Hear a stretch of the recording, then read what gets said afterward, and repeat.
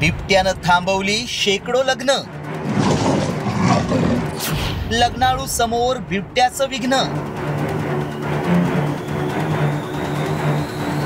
बिबट्याच्या दहशतीनं लग्नही जमिनात, असं बिबट्यामुळे लग्न मोडले।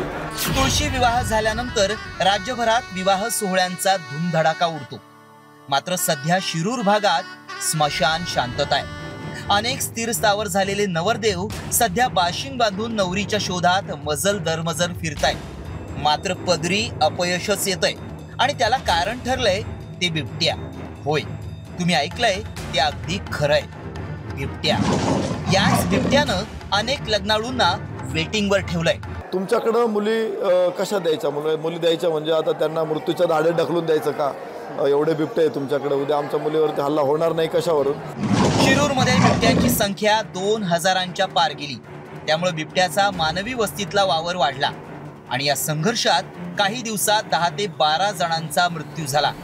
त्यामुळे या भागात विपुलता असूनही बिबट्याच्या वावरानं अनेक नवरदेव लग्नाच्या प्रतीक्षेत आहेत। आधी शेतकरी मुलगा नको म्हणणाऱ्या मुली आता बिबट्या प्रवण भागात लग्न नको असं म्हणू लागले।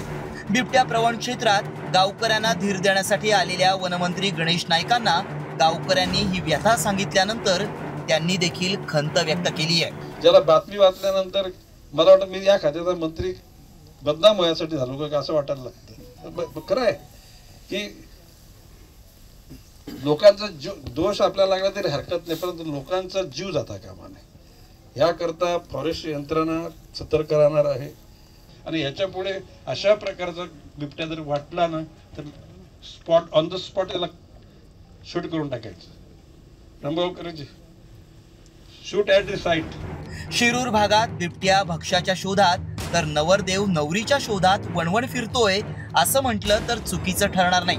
मानवी रक्ताला चटावलेल्या नरभक्षक बिबट्याला ऑन दी स्पॉट गोळ्या घालण्याचे आदेश वनमंत्र्यांनी दिले खरे, पण यामुळे हा शेकडो तरुणांचा रखडलेला लग्नाचा प्रश्न सुटेल का?